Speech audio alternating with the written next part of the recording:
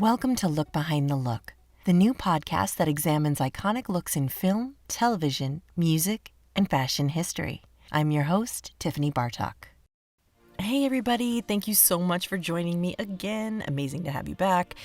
I am today talking to Stevie Martin, who is the makeup department head for Respect. Little movie you might have heard of. It's about Aretha Franklin. I don't know. You might have read a few things about how amazing the work is in it for the hair and makeup team. You may have also heard my interview a couple episodes back with Lawrence Davis, who is the hair department head. So if you haven't, definitely check that out too. These two interviews work in tandem together because they talk a lot about the same scenes from their different perspectives and how they work together on set. I had such an amazing time talking to Stevie about this work. We really engaged in some real talk here about the chaos on set. And Stevie tells us about thinking out of the box and thinking on the spot and how to problem solve on set when you have like 2 seconds to create that solution that's going to save the day. We also talk about recreating an icon and managing all that stress and pressure that comes along with it and remembering where you came from and being a true leader who manages a team to succeed in mastering a look. She tells us about the moment that she fell in love with makeup and she decided to never look back, and gives brilliant advice for artists everywhere. So learn about how she views passion over paycheck as a philosophy and hear what Stevie's secret weapon was to provide Jennifer Hudson with Aretha's signature, shall we say, glisten in the church scene at the end of Respect. Enjoy the episode.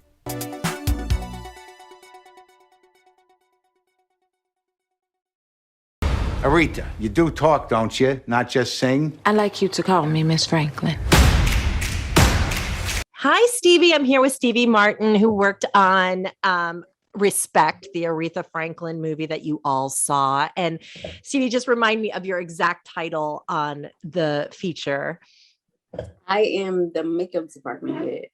So anything pertaining to makeup, I'm the woman that you call. That's right. So tell me about how you got onto this project. And I know you've talked about it a million times, but I want to hear about it for myself. No, actually, I kind of like this. This project is really near and dear to me. So usually when you get a call for a project, whether it's hair first or makeup first, they always ask you, do you have someone in mind that you would like to work with on this project? So Lawrence happened to be hired first, and he said, I would like to work with Stevie Martin. And here we are. I love that. So that's Lawrence Davis who did the hair. And were you weren't personals to Jennifer? You were the head, both of you. Mm-hmm. Right. Mm-hmm. Okay. So that's amazing. Can you just talk about how there's room for everyone? And it's tell, because we have a lot of makeup artists and hair designers that are listening, and it can be competitive, and it can be like a certain way. So yes. Can you talk about how it's advantageous to be kind and share? I do. It's very important to be kind because you never know who is watching you. Your next referral might not be from a hair person. It might not be from a makeup person. I had the opportunity of working on a movie with Jamie Foxx, and the next job I got called for was in Canada. And I was like, who knows me in Canada? I don't know anybody in Canada. But it was a referral. And it was from the line producer. So you just don't know who's watching you work. And I feel like you just do what it is that you know that you're supposed to do and be passionate about your craft. And it's room for everybody. And you'll end up being where you're supposed to be. That's beautiful. Yes, it's very important to sort of always be on, and it's exhausting to live that way. But when you're doing what you love, Right. Well, it doesn't feel like work. So exactly. I really love makeup. So when I'm doing it, it doesn't really feel like work.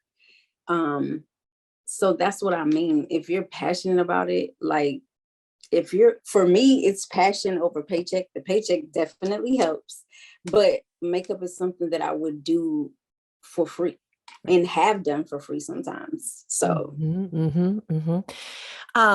So you two came together with the costume designer at the same time. Is that how all the meetings took place, the three of you, or was it sometimes just the two of you or Jennifer? Well, usually the costume designer gets hired first Okay. because it's extensive Right. in all the wardrobe and everything. So he was hired before we were. Okay. And so when we got hired, we all had a meeting with the director, Lisa Tommy, and she gave us the vision of the movie.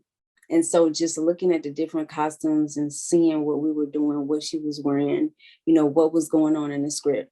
Like our collaborations were, okay, hey, we're getting ready to shoot, but we all met up in a trailer and we were like, she's wearing this today. So what are you thinking about hair? What are you thinking about makeup? So we were in it together and we made sure that it was cohesive and that nothing really overpowered anything. And it was all just a very great marriage. What were your favorite looks to work on? I would say my favorite looks, one was Respect. When we did the concert, I was like, finally, I get a chance to do some eyeshadow and some, lashes. Yeah, because it was so simple. It was so simple. And Aretha Franklin, like, she wasn't, during that time, wasn't into the heavy glam. She was a preacher's daughter, and so it wasn't that you wearing all this makeup, you weren't wearing a whole bunch of lipstick. Right. So just even being true to the time where research wise, it's like, okay, this is the period. But also Aretha she was a preacher's kid. So when we did Respect, I was like, yeah, she, the gown and the eyeshadow. So that was one of my favorite. And I would have to say the second favorite would be the Amazing Grace. Yeah. In the church, yeah? Yes, because that day was really special, right? It really was. It was like we really actually had church service.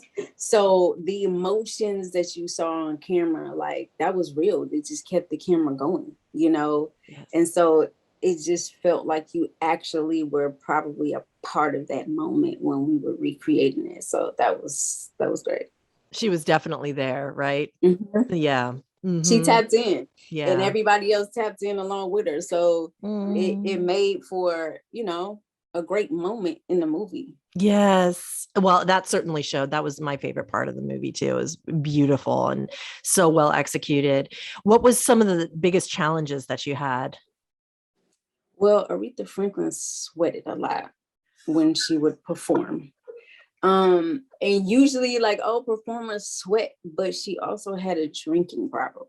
So good point. That comes out of your pores. Right. So it's like doing research, I would see the performances and, but when I dug into her story, I was like, that's why your body is detoxing while you're singing. So not only do you have the natural sweat, you have the sweat coming out of your pores. So it was like, of course, now I have to do sweat and makeup, and maintain the integrity of the makeup. So how did you do it? They have things out here that are like sweat formulations, and I was like, that's not gonna work for me. So I took this product, was like a dewy mist by Tatcha, and I mixed it with, this is crazy, I mixed it with matte lip gloss, which is the stickiest stuff ever. Yes. But it stayed and it wasn't running, and it really beat it up, and it looked like she was naturally sweating. So I was okay with that. And how did you figure that out? How did you figure out that combination? Just like one of the things on the fly. What really happened was I was like, it was in my fanny pack, because I wear a fanny pack on set, because you never know when they're gonna call you in. You got to do something. Yeah. And having this big old bag, you like, okay, what am I looking for? You digging through it. So true. So I would have a fanny pack, and that particular moment where I realized that she needed some more sweat, I was just like, oh, it's in my set bag, like, because I had it set up in a certain bottle and container, and I was just like, it's not there. And I was like, where is my, like, looking for one of my makeup artists, and I was like, hey, do you have some lip gloss and the Tatcha spray that we use? And they're like, yeah. So That's pretty much how it came to be.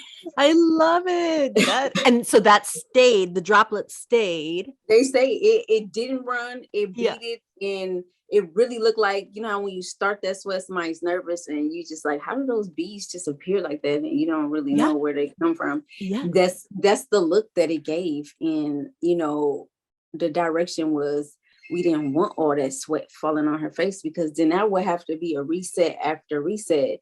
And we all know on production, time is money. So I couldn't wipe her down and start over. So it was like coming up with certain things that I knew, you know, would help me out. Oh my God, I love this. I love that little secret. So and now then that's the sweat thing for me. I'm like, that's gonna be your go-to. That's my go-to. Like, it was my go-to, you know, throughout the movie. And then, you know, it really worked on that Amazing Grace moment where she really, if you look at the documentary, it was like, sister, you like, it looked like it was raining on her face. And I was like, we can't do that. So that was important to replicate. Yes, that was something that Liesl was like.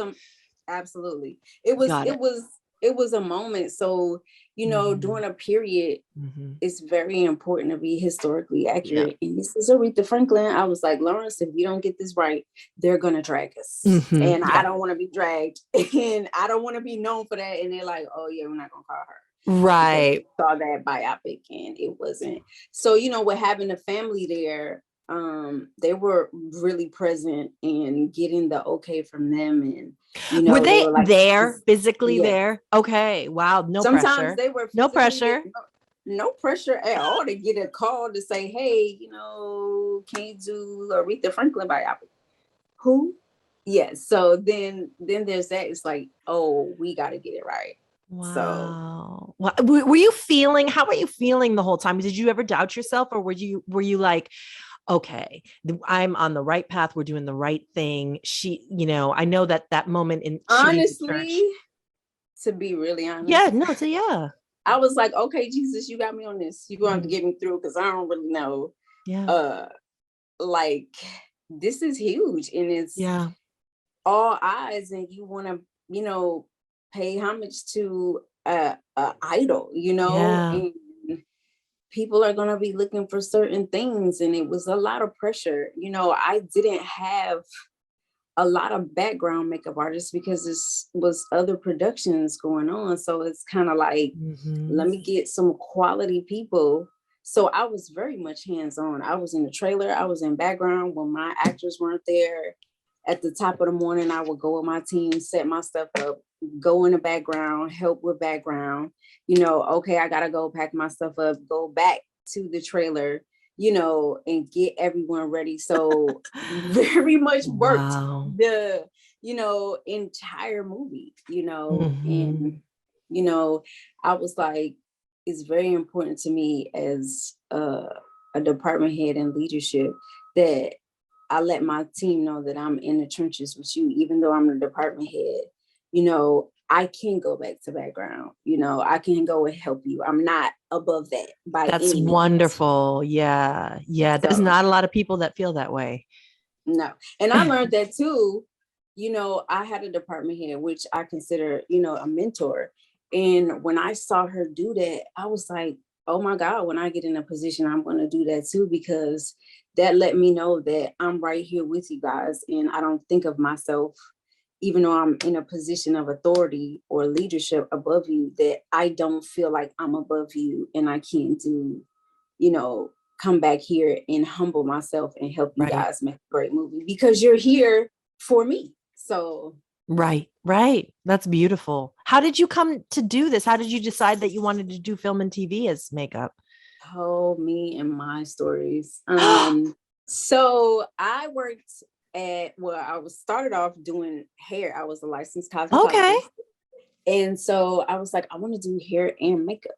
And so it was like, how do you go about doing it? So I started working at MAC Cosmetics. It all goes back to MAC. It all starts there. So I'm an old school MAC girl. Yes. And I only worked at MAC for like a year, and I got an opportunity to work at CNN doing hair and makeup on the anchors. And I was This like, is New TV? York? New York? No, this is Atlanta. Atlanta. Okay. Atlanta is the headquarters, which a lot of people don't know. Right. So you that's have right. HLN, you have, Espanol, you have all of those. And I was like, TV makeup? I don't really know about TV makeup. And they were like, we'll take you through training. So I did that for about 8-9 years. And I was like, this is not it. It has to be something I want to be in production. And so I got an opportunity to day play, which you go on and you help them in background. Mm-hmm. And Tiffany, what? I quit my job. That was it. Because I was like, you fell in love.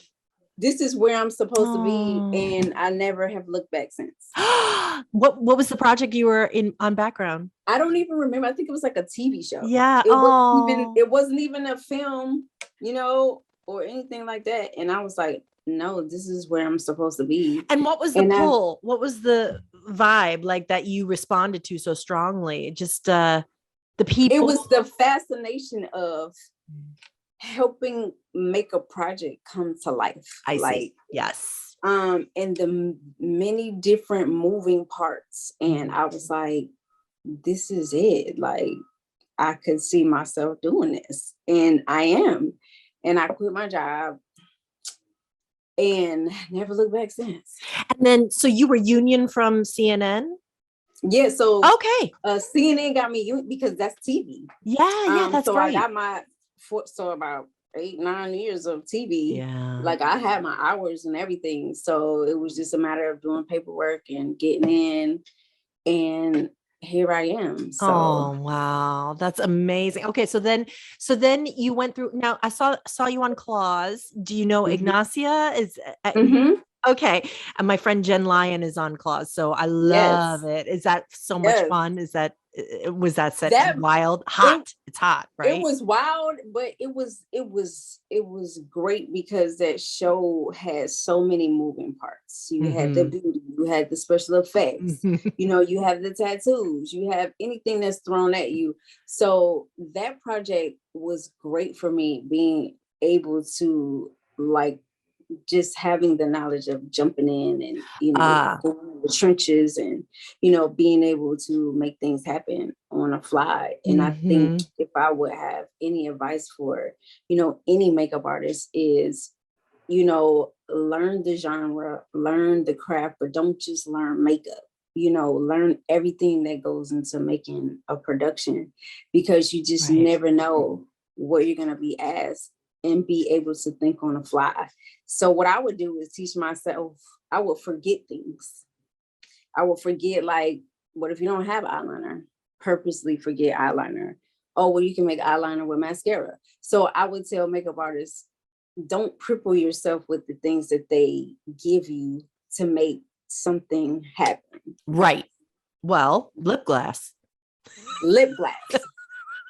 I was like, this is some sticky stuff, but let me tell you, it's going to stay. Did you say, were you like apologizing to she didn't even know. She didn't know. She was so, yeah. She didn't know. She trusted the process. Of course. She was just like, if you're here, then I'm trusting that you're going to make it happen. And that's important too, to have the trust of your actors, and I wanted to ask you more about that. That's something that I'm obsessed with, is that, like, as a makeup department head, you you understand all the things about production that not a lot of people in the department understand. Like, no, we can't pay your parking because then we can't have the wigs we want, you know what I mean? And stuff like that. And, it's hard to be a leader and translate all that to your team. And also, how does that play into how loyal you are to the talent? Do you ever feel torn? Like, if the talent wants something, you have to make your... Well, let me tell you what I do. I feel like it takes, sometimes I tell the artist it takes money to make money. So if my talent wants something and production is like, oh yeah, we're not going to be able to do it, then I might myself go buy it. Just so that they can have it, just for their comfortability. Sometimes that happens. Oh, they're not going to pay for this, or they're not going to pay for that. You're eventually going to get it back, some type of way, whether it's not on that project, you get called for another project. That's such good advice. It pays for itself. So just because production tells you no, you're putting your name behind something. So whatever it takes to put your name behind something, then by all means you should do it, because it's a representation of you. Because what the audience sees, they don't know what's behind the scenes. It's not going to say closed caption just so you know they didn't have the budget to get her X, Y, and Z, or to make, they don't know. They're only knowing the product that you put out. Did you say it's not going to say in the closed captions? Just so you know that part. Yes. Everybody laughs when I say that, but it's true, because we can't explain to the audience really what happened. Totally. Only we know. So they're just looking at the final product. They don't know that production told you no. And that's why that looks like that. So then there's that. I love that. That is priceless. You need to start writing a book right now about how to do it. So now, I'm not jinxing anything, but people are talking about that award, and how do you deal with the pressure of like being talked about in the awards circle? Is it exciting, or does it scare you, or do you try to ignore it? How do you deal with it? All of the above. I just pretty much take it for what it is, just to be in the conversation. I'm grateful. Just to have chosen to do this project. I'm grateful. So if nothing else ever comes out about it, I know that I did the project justice, and I can continue to move on and make other good things too, award or no award. That's really beautiful. Yeah. And then you went on to do Evan Hansen after this. Yeah. Was that, what was that face? It was hard because it was COVID, and it's just like yes, we did that during COVID. Oh my God. I didn't know that. So you come from another musical to another one, and it's totally different, so it's singing, but you really don't know what anybody looks like because you got your face mask on. Oh my God. Yeah, of course. Yeah. Where did they shoot? Where did they shoot in it? Atlanta. Oh, really? Do you live in Atlanta? I do. I thought this whole time that I was talking to LA, but I'm I'm in Atlanta. Okay. East Coast girl. I'm in Atlanta. We did it in Atlanta. It was challenging. I bet. I didn't know that it was shot during COVID. Oh my goodness. It was challenging, but it turns out to be good. So it's just one of those things where it makes you appreciate just the little things, just to be able to see somebody's face and to talk to them, or not stand back in the back and be like, hey, this is what I look like. And then put your mask back on, because people want to see what you look like. They want to see who's working on them. It's, our industry was never made to be, distant, like, or socially. It's a very social environment. And so COVID, just even from then on now, is totally different. So the moments we had on Respect, I don't know when we're gonna have these same moments like that. You'll have them again. I'm praying, so I'm looking forward to it. But yeah. Stevie, just to be able to have my kids go on, and we went to the movie theaters. So we went to the movie theater to go see it, and just to hear the reaction, and for my kids to hear the reaction of the audience, that was enough for me. I was like, that was it. If anything else comes of that, just to have your kids proud of you, and to see that, hey, my mom did something bigger than I even, knew what it was. So yeah. I was going to ask you that lastly, like how do you personally balance? I talk a lot about being a mom and working these long hours, and how do you find a way to balance all of that? And do they just get it? Your kids? They get it where they're teenagers now, so they get it. Okay, yeah. But for me, I have to have a village. So, it's my parents, and, they've been very hands-on, and, they'll make sure that, when I'm working, that they'll go get the kids and, homework. And I think homeschooling was probably the biggest challenge Yes. during COVID. I was like, please, somebody come get these kids. So you were homeschooling and Evan Hansening? Yeah. Mm-hmm. Oh my gosh. Well, Stevie, it was so good to talk to you. I loved Likewise. all of your advice. I'm sure I'm going to have you on again. And I'm going to it. be watching for you at the Oscars for Oh, sure. thank you so much. I really appreciate it. And we definitely have to do this again. This was fun. Oh, yes. And I mean, what do you have? Can you reveal what's next for you or what you're on or? Not really, but it is it's pretty good. Oh, okay. Well, then we're going to be back. It's another movie. So okay. Yes. Oh, that's exciting. All right. Yes. Well, I will stay tuned and I will have you back to talk about it pronto. Thank you. Thanks so much for sharing with me how much you're enjoying these episodes. And check out Lawrence Davis's interview. He was the hair department head, as I mentioned before, for Respect. And so it's really cool to hear how the two of them, Stevie and Lawrence, work together on this film. And it's interesting to hear their different perspectives of the work and how harmoniously they work together. Next week, I'm talking to Linda Dowds from The Eyes of Tammy Faye. There's lots and lots of awards buzz for the team behind The Eyes of Tammy Faye. It's absolutely my favorite movie of the year. I'm so excited to share this interview. I spoke to Justin Raleigh a couple weeks ago, so check out that interview. He did the prosthetics for The Eyes of Tammy Faye. And my interview with Linda, we talk about how they work together. So this is kind of cool to see the ways that the different teams work together. It's very, very interesting to hear how prosthetics and makeup work together on a character and developing it. So I'm excited to share my interview with Linda Dowds with you next week. Look Behind the Look is a Vinyl Foot production, written by me, your host, Tiffany Bartok, produced by Jace Bartok, edited by Nicole Tucker, with art design by Kelly Riley.